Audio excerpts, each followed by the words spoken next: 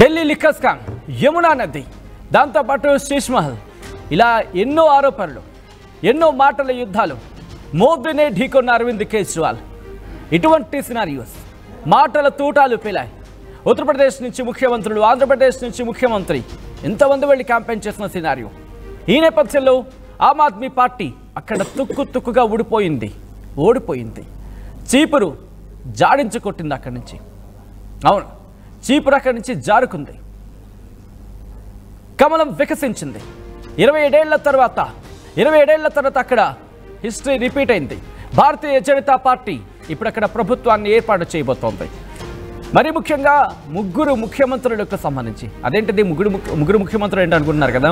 న్యూఢిల్లీలో అరవింద్ కేజ్రీవాల్, అలాగే షీలా దీక్షిత్ కుమారుడు కాంగ్రెస్ నుంచి, దాంతోపాటు భారతీయ జనతా పార్టీ నుంచి పర్వేష్ వర్మ.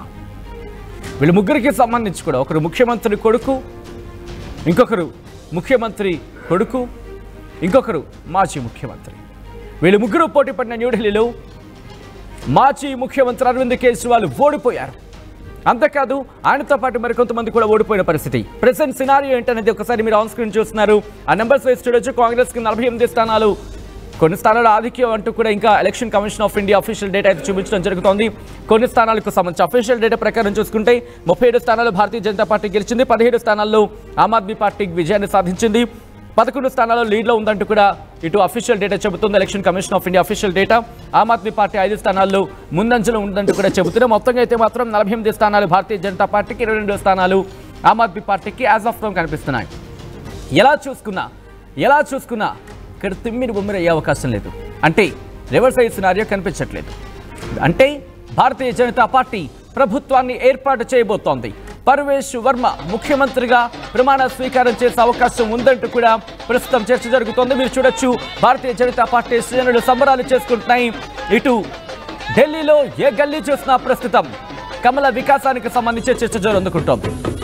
అసలు కమలం ఎలా వికసించింది?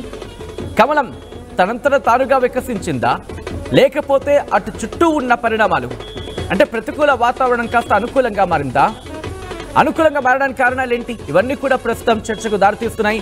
48 స్థానాలు, రిమెంబర్ 1 కాదు 2 కాదు, 70 స్థానాలకు సంబంధించి 50% కన్నా ఎక్కువ, అంటే 35 స్థానం మార్జిన్ చూసుకుంటే 36 మ్యాండేట్, అంటే అక్కడ 36 స్థానాలు కనుక గెలుచుకుంటే అధికారాన్ని ఏర్పాటు చేయొచ్చు. అలాంటిది ఏకంగా 48 స్థానాలతో ఇప్పుడు భారతీయ జనతా పార్టీ దాదాపుగా 48 స్థానాలే చెప్పుకోవాలి. ఈ నేపథ్యంలో ఏం జరిగే అవకాశం ఉంది?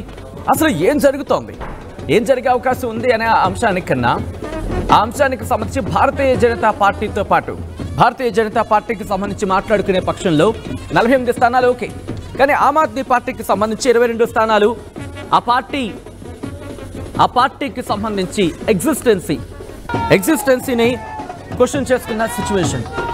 ఆ పార్టీకి సంబంధించి ఉంటుందా? ఆ పార్టీలో చీలిక రాబోతోందా? ఇవన్నీ కూడా మాట్లాడుకునే ప్రయత్నం చేద్దాం. భారతీయ జనతా పార్టీ విజయం ఇటు ఆమ్ ఆద్మీ పార్టీకి గొడ్డలి పెట్టు కాబోతోందా? ఆమ్ ఆద్మీ పార్టీ ఏమయ్యే అవకాశం ఉంది? ఆమ్ ఆద్మీ పార్టీ కనుక కాంగ్రెస్ పార్టీతో జతకట్టు వెళ్ళుంటే ఎటువంటి సినారియోస్ ఉండేది అనేది ఇప్పుడు చర్చ జరుగుతుంటుంది. ఒక్కసారి మీరు చూడొచ్చు. మరి కాసేపట్లో ఇదే అంశానికి సంబంధించి ఢిల్లీలో ఏం జరుగుతోంది, రైట్? ఒక్కసారి మీరు నెంబర్స్ చూడొచ్చు. ఆమ్ ఆద్మీ పార్టీ 22 స్థానాలకు సంబంధించి ప్రస్తుతం 22 స్థానాల్లో మాత్రం అక్కడ గెలుపొందే అవకాశాలు మరికొన్ని, ఇన్ఫాక్ట్ 22లో కొన్ని గెలుపొందిన సమయంలో కొన్ని లీడ్లో ఉన్నాయి. ఇటు భారతీయ జనతా పార్టీ ఒక్కసారి మీరు చూడొచ్చు, 70 స్థానాలు గాను 22 స్థానాలు ఆమ్ ఆద్మీ పార్టీ, 48 స్థానాల్లో భారతీయ జనతా పార్టీ విజయం సాధించింది. 48 స్థానాల్లో భారతీయ జనతా పార్టీ రెపరెపలాడబోతోంది.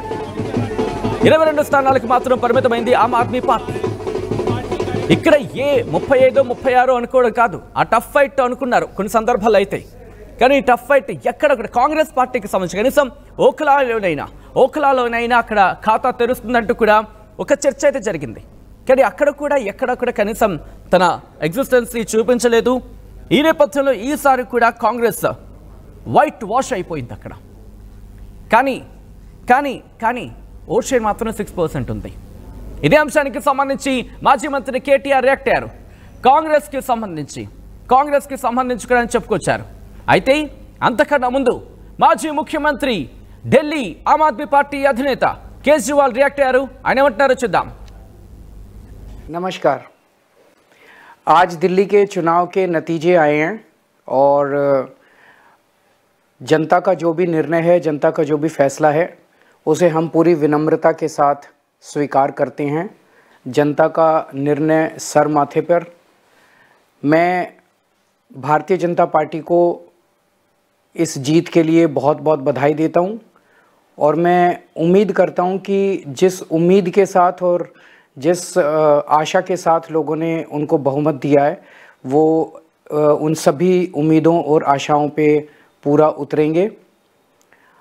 हमने पिछले 10 साल में जनता ने जो मौका दिया हमें, उन 10 सालों में हमने बहुत सारे काम किए। शिक्षा के क्षेत्र में, स्वास्थ्य के क्षेत्र में, पानी के क्षेत्र में, बिजली के क्षेत्र में और भी अलग अलग तरीके से लोगों को राहत पहुंचाने की कोशिश की उनकी ज़िंदगी में, और दिल्ली के इंफ्रास्ट्रक्चर को भी हमने सुधारने की कोशिश की।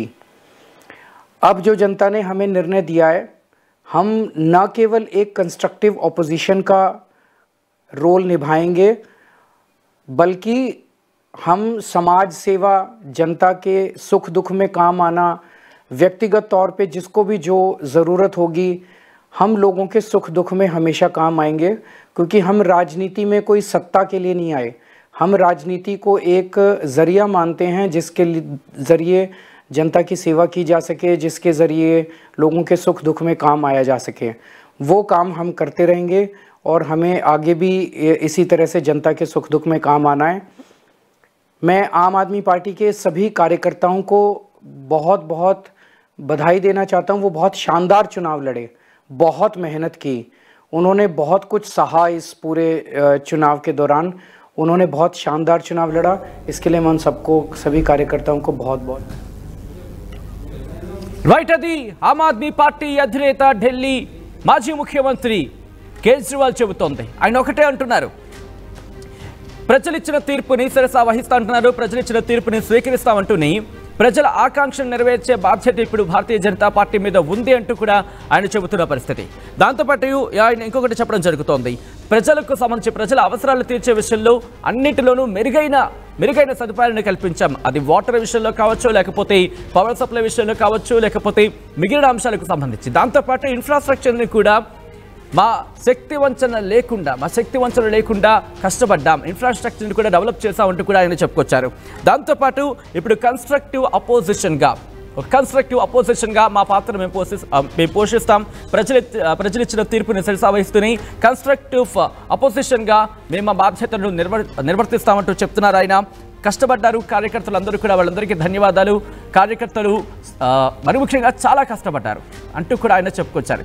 ఈ నేపథ్యంలో ఎక్కడ ఆమ్ ఆద్మీ పార్టీ వ్యూహం బెడిసి కొట్టింది, ఎక్కడ కేజ్రీవాల్ వెనకడుగు వేయడం జరిగింది, ఎందుకు కేజ్రీవాల్ ముఖ్యమంత్రి నుంచి కనీసం ఈరోజు సాధారణ ఎమ్మెల్యేగా కూడా గెలవలేని స్థితికి పడిపోయాడు. దాంతోపాటు ఆమ్ ఆద్మీ పార్టీ ఎందుకు ఇంత ఘోరంగా ఓడిపోయింది? గత పర్యాయం చూసుకుంటే 60కి పై చిలుకు, 70కి 60 అంటే ఆన్ అండ్ యావరేజ్గా 85 to 90% అనుకోవచ్చు. అంతటి విజయాన్ని సాధించిన, అంత ఘనమైన విజయాన్ని సాధించిన ఆమ్ ఆద్మీ పార్టీ ఎందుకు డీలా పడిపోయింది?